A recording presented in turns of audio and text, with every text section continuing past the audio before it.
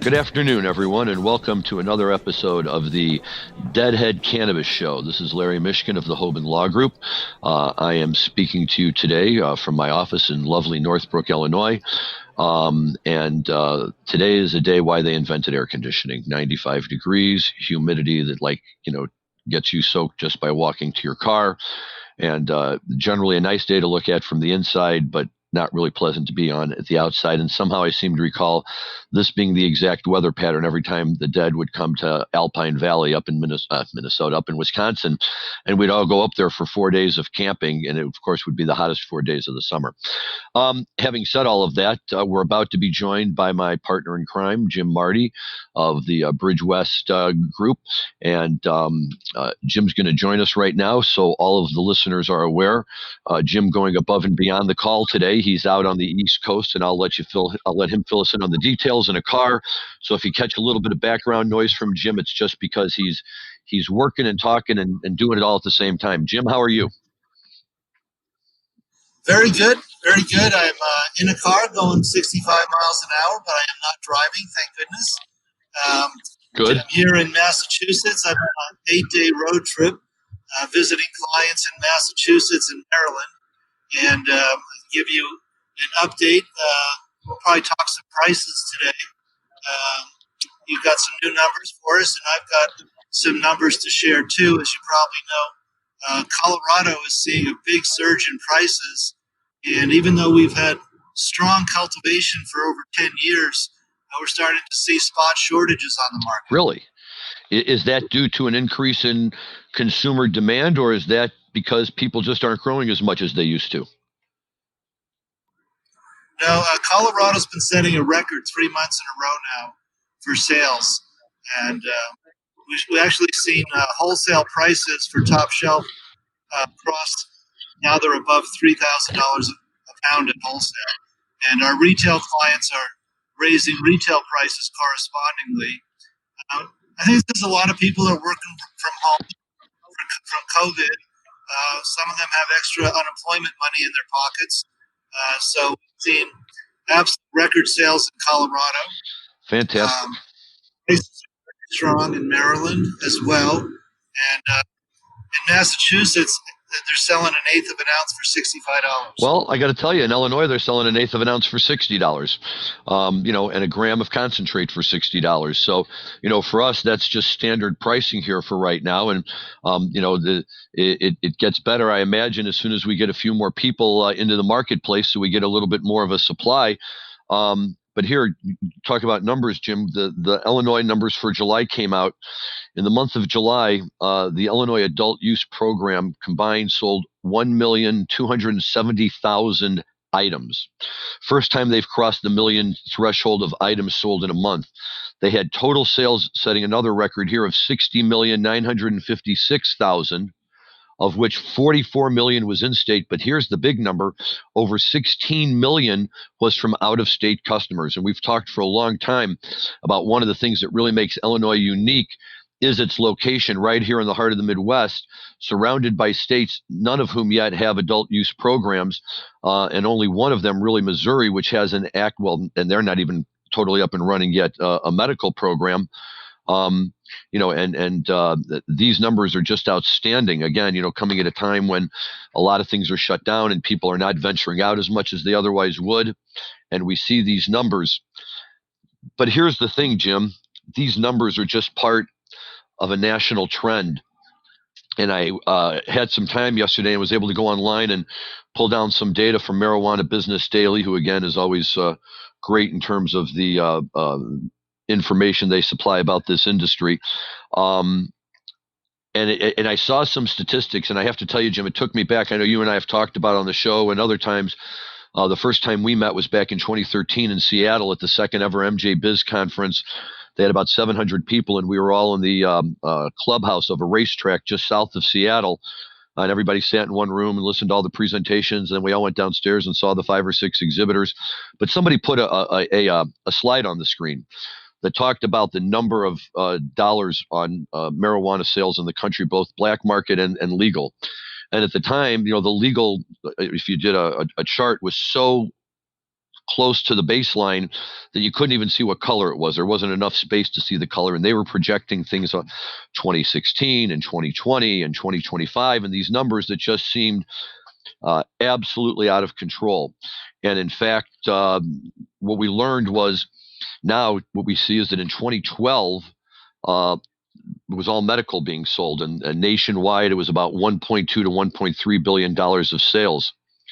By 2016, medical was up to 2.2 to 2.78 billion, but adult use was now on the scene, and that was pulling in just under $2 billion a year.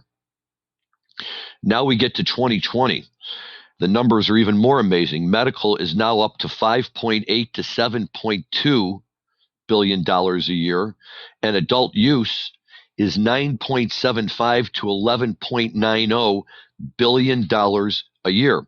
What's significant, Jim, about 2020 is that adult use for the first time has passed medical in terms of legal sales in this country. And what's amazing about that is that we have 37 states with medical programs, but only 12 states with adult use programs. What do you think about that? Yes, I agree with all of that. It has been an amazing ride. And in reality, the cannabis industry in the United States is over $100 billion a year. It's just that it's still, the majority of it is still on the illicit market. And you and I have been part of this cosmic change, this galactic shift, from the illicit market to the legal market. And that's what's going on. Colorado alone is going to do well over $2 billion this year. Sales are very strong in Massachusetts. Again, it's got adult use, and it's surrounded by states, Connecticut, New York, Vermont, New Hampshire, that do not have adult use. So, but yeah, that's my goal in the next few years, or my dream, I guess, is to see the legal cannabis market catch up with beer at $110 billion a year. That would be something, wouldn't it? And I have to tell you, just looking at the way these numbers have gone, there's no reason to believe it won't happen. And, as we say, welcome to the party, the more the merrier. Something else to keep in mind is that this fall, in this next round of elections, of course, everyone's primarily focused on the presidential election, and understandably so, but not to get lost in the shuffle, is that 5 states have marijuana ballot measures that are going to be presented to their citizens. Arizona's finally voting on adult use. Mississippi's going to be voting on medical. Montana, which for a while was big and then had some problems during the Obama administration in the pre-Cole memorandum days, and is now making a bounce back on the medical side. They have adult use on the ballot coming up, as does New Jersey. And New Jersey wasn't able to get it done last time. Although what's interesting about New Jersey here, Jim, is that New Jersey tried to do it legislatively and wasn't able to do it. And now they're going to try and do it with a popular vote election and see if they can do it that way. And then finally, South Dakota, they actually have 2 ballot measures, one for medical and one for adult use. And of course, I'm sure from South Dakota's perspective, as we all know, they just recently ended the annual Sturgis motorcycle rally out there, where they get probably 500,000 people at least, if not more, who are all coming out and drinking and just having a good old time. And by God, if they had adult use marijuana in South Dakota, that would be something. Yeah, and I believe Mississippi is going to have a medical marijuana ballot initiative. Yep. That's right. So this is all great to see, right? Because as these states bring in their programs, whether adult use or medical, and while we're very always happy to see adult use, medical is great too, because it's getting the foot in the door in a state and ultimately will lead to adult use in one kind or another.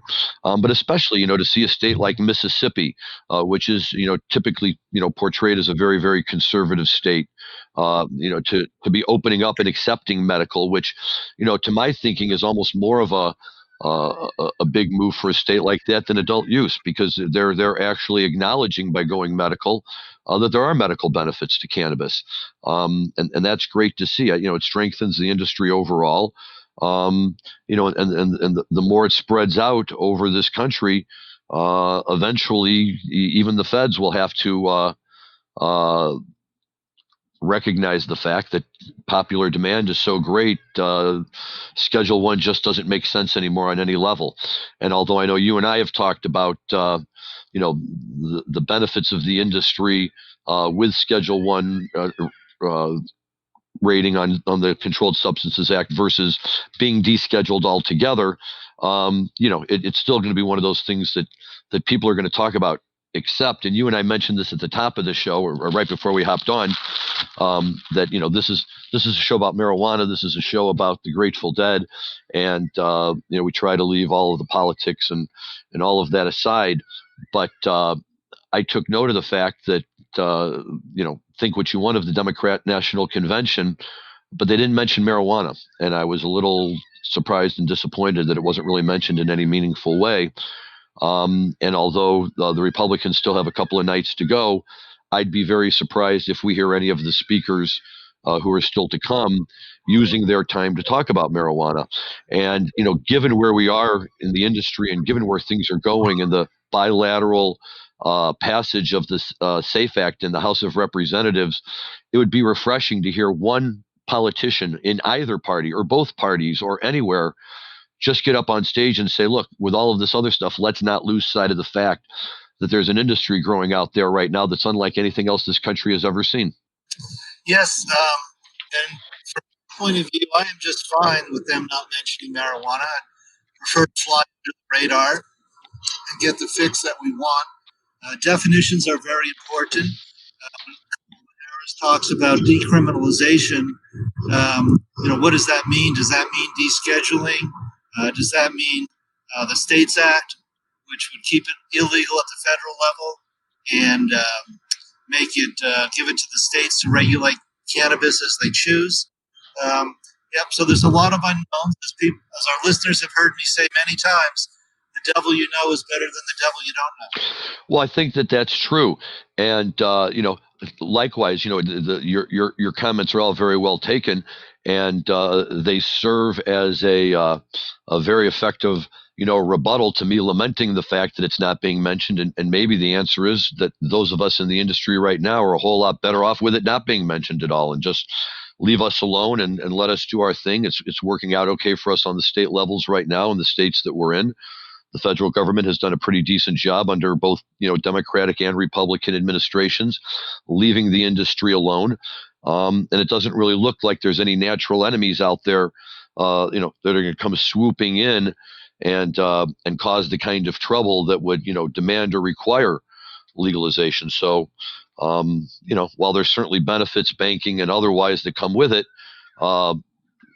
if all of a sudden the doors are open to the gigantic industry of the world, a lot of people who now play a role in the industry might very quickly find themselves on the outside looking in. Correct. As I've said on the show in the past, which is the first federal agency that's going to be knocking on their cannabis business door? The FDA, alcohol, tobacco, firearms. You name that soup of federal agencies, and then you've got big alcohol, big tobacco. Well, Jim, the nice thing is we don't even have to imagine or pretend to imagine, because we saw what happened with hemp and CBD when the Farm Bill was passed. The FDA couldn't get to the microphone fast enough to say, hey, welcome to regulatory jurisdiction, guys. You're no longer on the criminal side, but now you're on the regulatory side. And that's, almost brought a halt in some places to CBD-infused food items because the FDA has finally said we're going to get involved, and they're making life difficult for everyone without even trying to do it. And there's no doubt that once we get the feds involved, we do run into those problems. but there's a few of us that wouldn't be so sad to see 280 go away. Although I do recognize that some of us make a living off of 280, so there's a lot to be said for that too. Yeah, 280 makes it very difficult to have a profit, but it can be done. It's a very narrow path to profitability, but it can be done. Yep. There's not a lot of room for error. Recent months, I've been hired quite a bit to do profitability consulting. Yep. In the last few days with a Maryland client. And here on the East Coast, it seems like infused products and edibles higher percentage of sales than out in Colorado, where I'm from. I was at a sophisticated kitchen, and they make a 35 milligram gummy. And I said, wow, 35 milligrams, that's pretty strong. And the lady said, no, you can cut them in quarters. We put little dotted lines on them. But wow, I make 10,000 of these a week, and they're all pre-sold. Okay. Well, and while all this is going on, I've been working with people who are all taking a very strong interest in the Oklahoma market all of a sudden. And just when I thought that the Oklahoma market was as oversaturated as it could be, there's people who think that there's more room to be had there, and they want to go diving in there. And quite frankly, the prices have gone up in Oklahoma, which I thought was pretty amazing. So really, any way you turn and you look at it right now, it's just pretty incredible to see.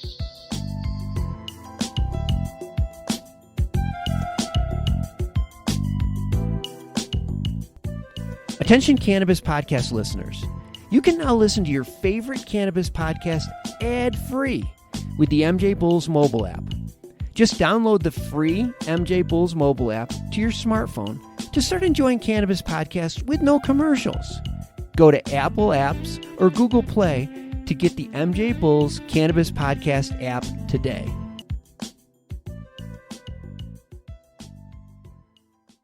Yes, we have clients in Oklahoma. Very interesting model in that most of the clients we consult with there are very small. I call them boutique cultivations of about 5,000 or 10,000 square feet. No real big operators, with 50 or 100,000 square feet of cultivation right now. Right. But the small guys are producing and doing quite well. Yep, it's great to see. It's great to see.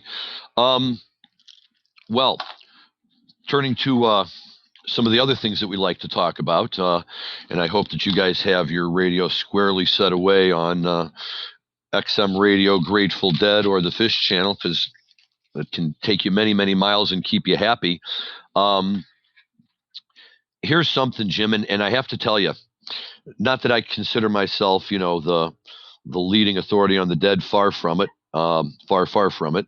Although I do like to think that I know more than the average bear when it comes to stuff about the Grateful Dead. And what I found as I've gotten older and read up on the Dead and seen the movies about them and heard the stories from people is you kind of get to the point where you figure you've heard just about every big thing that ever could have happened for the Grateful Dead one way or another. Maybe you don't know the whole story, you only know part of the story.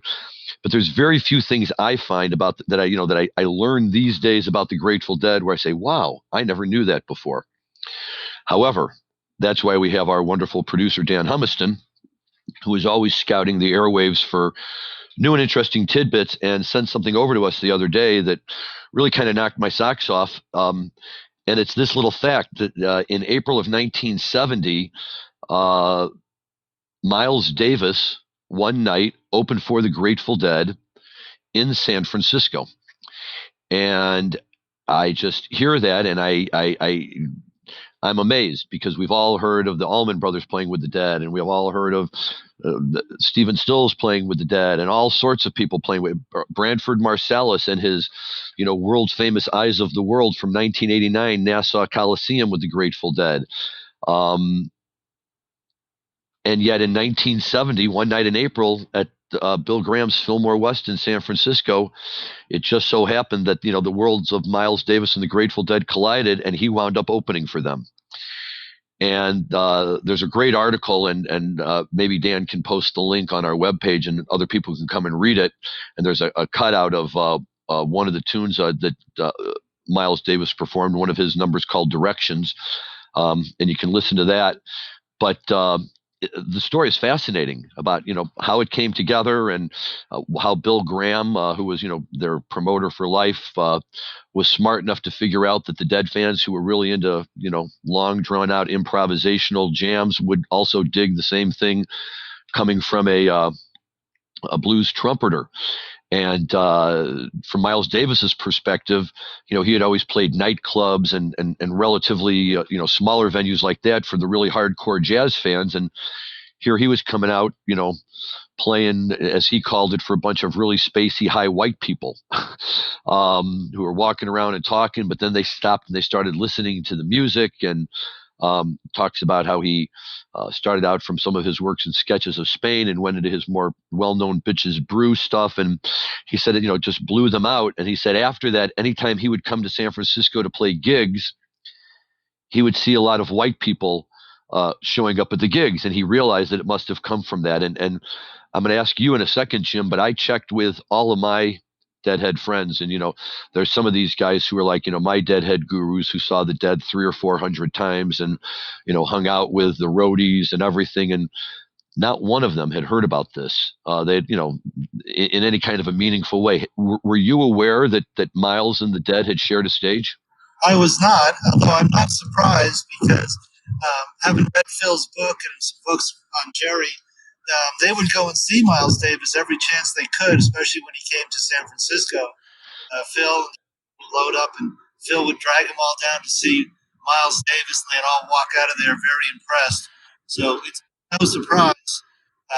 But I don't believe they ever actually jammed together, at least in front of an audience. You're correct. And that's, although the story doesn't say so conclusively, I would assume that if they had actually, and you're right, I misspoke when I said shared a stage in terms of opening act and second act as opposed to playing together. There's nothing here that suggests that they did play any music together that day, which is really too bad. And in fact, it may have been, it was an incredibly lost opportunity that they apparently never had a chance to do again. But you're right about Garcia and Lesh. And in fact, Davis was quoted at the time as saying that he learned about how Jerry loved jazz, and Miles Davis found out that Jerry loved Miles Davis's music and had been listening to it for a long, long time. And then there's a great quote at the very end of the story from Phil Lesh that I think really kind of sums it up. And Phil's quoted as saying, "As I listened, leaning over the amps with my jaw hanging agape, trying to comprehend the forces that Miles was unleashing on stage, I was thinking, what's the use? How can we possibly play after this? With this band, Miles literally invented fusion music. In some ways, it was similar to what we were trying to do in our free jamming, but ever so much more dense with ideas and seemingly controlled with an iron fist, even at its most alarmingly intense moments." And that's such Phil Lesh talking, but only he could come up with a way like that to describe a guy like Miles Davis, who was a monument for his time. And that's one of the things that I also love is when the guys who I idolize in music, guys like the Grateful Dead, are talking about the people that they idolize, and how much better than that can it be? No, I agree, and of course that all winds its way through the Fish family and the Fish jam music, which I've been listening to quite a bit while I've been on the road when my rental cars have Sirius radio. Sure. I think I mentioned on the last 1998 being one of the favorite Fish yep. the guest DJs that are up on the Fish radio channel. And of course, Frank Zappa was a big influence on Trey. Yeah, that's right. I've heard him talk about that as well. And I think Frank Zappa, was probably a big influence on just about anybody who played a guitar around that time. And I know that, we've talked about it, and I, don't want to be one of those guys who revisits old stories over and over again. But in 1984, seeing the Jerry Garcia Band and Frank Zappa play together at the UIC Pavilion in Chicago was also a pretty amazing night of music. And at first we were all bummed because they had flipped a coin backstage, and that night Garcia opened, so he played a shorter set. But by the time Zappa got going, we couldn't get enough of him, and we were happy to get as much of him as we did, and it was just tremendous. But it's great to see that kind of appreciation. And but especially something like this, because it's almost like two different generations. It would be like if a guy like Don Drysdale got to pitch to Ken Griffey Jr., after having pitched to his father or something. You have one generation reach over into the next one and just touch just like that. And not necessarily a passing of the torch, because the Dead weren't a full jazz band, but certainly two amazing musical performers whose paths crossed once, and the folks who were there got very, very lucky. So I would recommend. Go ahead. I said you got one on me, because I never got to see Frank Zappa before he passed away.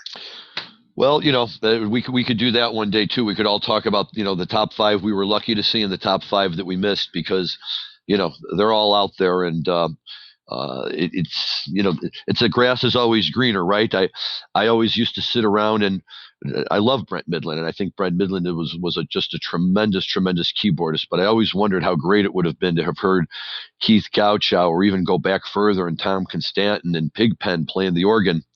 And then when I went and visited my younger brother when he was in college in the 1990s, after Brent had passed away, and all of his buddies who were late blooming Deadheads by that point would all look at me and say, "Oh my God, you got to hear Brent Midland. How lucky you were." And you realize that, look, it's just as a matter of when you're born and when it falls for you, and who you get to see, But Miles Davis and the Dead would have been great. And back to Frank Zappa for a second. We did listen to a lot of Frank Zappa back in the 70s. Mm-hmm. And for our listeners who maybe want to get pointed in the right direction to check out Frank Zappa, some of the songs I remember from the 70s were Pajama People.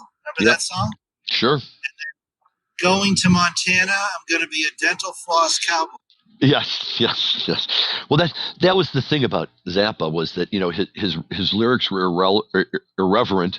Oftentimes he was poking fun at groups of people. He did a teenage Jewish princess song, as I recall, that got a lot of airplay for a while, and but he did it in such a way that there was never a terrible backlash, although a lot of people, not a lot of people, but some people may be too young to remember his very famous showdowns with Tipper Gore, when Al Gore was the vice president and Tipper, his wife, was part of a commission to make musicians put warning labels on their records for sexually explicit lyrics. And Zappa really took off after her. He was a true free speech kind of guy. Say what you want to say, and if you don't like it, don't listen. And those were, looking back on that now and thinking about it, that was really hysterical that, Frank Zappa waded his way into public politics and, started taking shots at somebody like Tipper Gore. That was really funny. Yes, I believe the name of the song that he produced with his daughter when she was a teenager, was it Valley Girls? Yes, correct. Right. There was a Valley Girls song too, where they all did the Valley speak, and all of a sudden, kids all around the country, because they got onto FM radio, were all doing that whole Valley. Hey, let's go to the mall. I can't even do it, but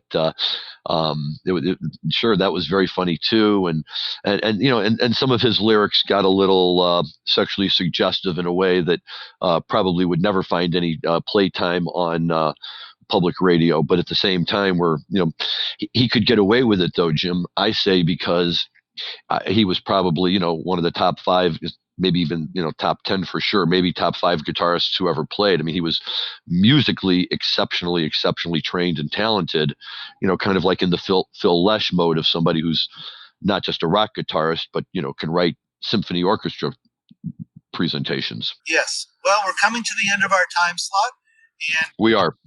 I would encourage all our listeners to ask your friends to listen to our podcast, The Deadhead Cannabis Show. Every episode we've ever recorded is on my company's website, the Bridge West C Firm website.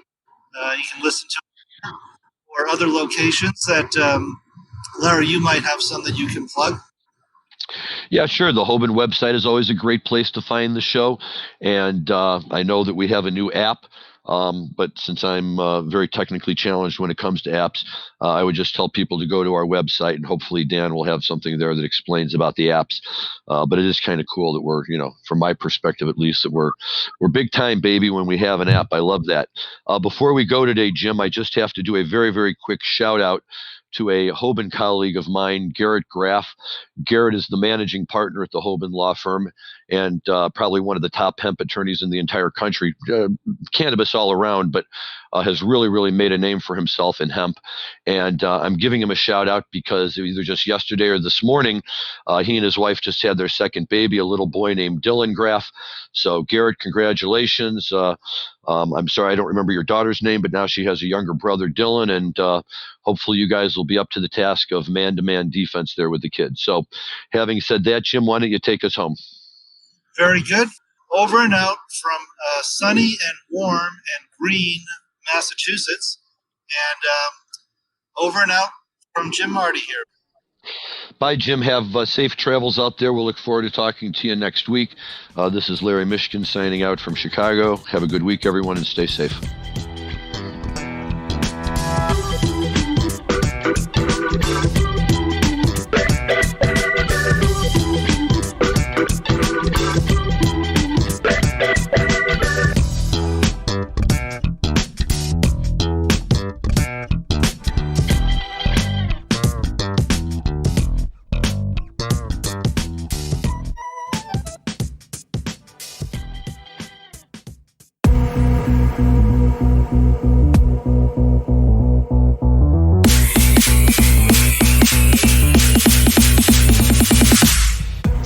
Hi, my name's Mark Rastelli. I'm the CEO of CanTrade.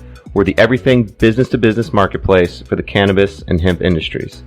I'm excited today to tell you about our new podcast, Can Trends, where we break down industry metrics and pricing data directly from our platform to give your business an eagle-eye view on what's happening to the products in your industry. If you buy or sell bulk goods in the cannabis or hemp industry, our podcast is a must-listen that you can use that week to direct your sales team, to understand where the industry is going, and even figure out what you want to plant next season. Tune in every week on Apple Podcasts, Spotify, or wherever you find your podcasts, and we'll give you an eagle-eye view and even a chance to land some new contract opportunities. We hope you join the CanTrade Network, where your business can trade easy.